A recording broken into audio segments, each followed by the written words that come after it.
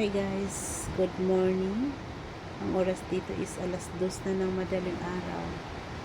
At feel ko yung lakas ng buhos ng ulan na may kasamang hangin. Buti na lang yung mother ko, masarap ang tulog. 7:30 pinatulog ko na yan at sinisilip ko okay naman siya. Mahimbing po ang tulog. Ako lang po ang hindi natutulog dahil nakiramdam ako sa labas. Dahil ang sabi nga nila, madaling araw nga daw alas 2 na ng umaga. Kaya makiramdam ako. At gusto kong lumabas dun sa balkon. Titingin ko dun kung anong sitwasyon ng mga puno dun sa labas. Kaso lang, parang gininaw ako. Naka-jacket na ako. Gininaw ako. Lalabas tayo guys. Dito sa balkon. On natin ng ilaw sa labas.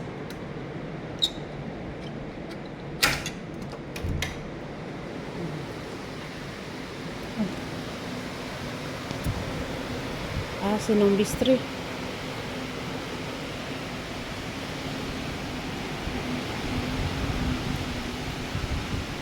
Sinong bistri rin ato siguro Ilaya Rosing. Ayan guys. Lakas na ng hangin.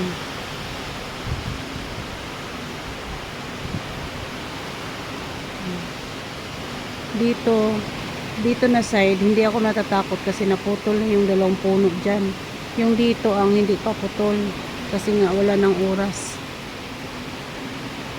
Gusto po.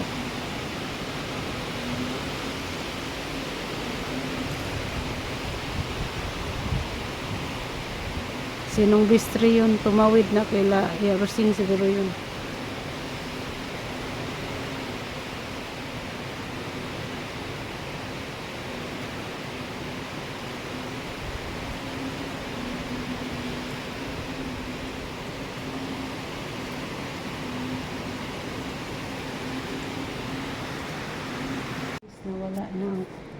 Nawala na ang kuryente.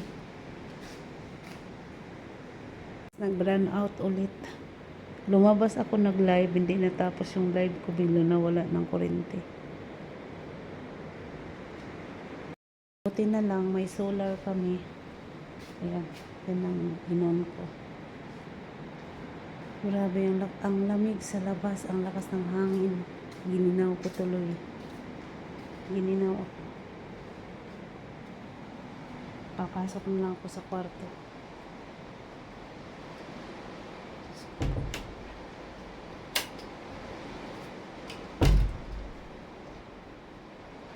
Nakatakot.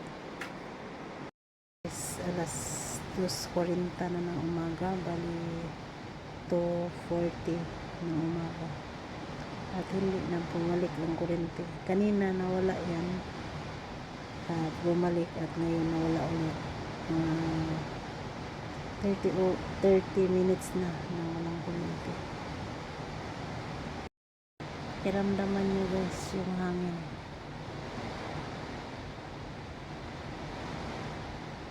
Bali 30 minutes na nawala ang kuryente.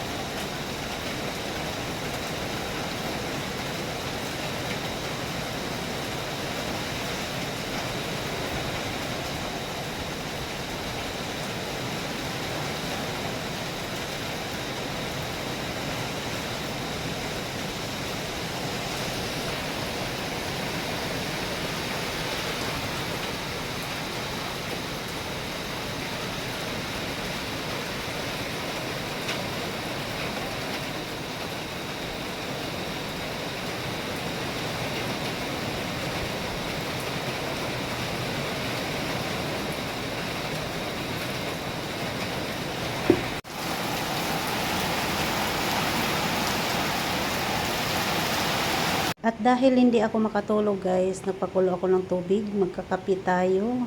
At may natira pang puto, isang piraso, ininit ko na rin para kainin ko. Dahil hindi ako makatulog dahil nakikiramdam ako sa hangin sa labas ng bahay. Natatakot kasi ako dahil may puno pa na hindi naputol.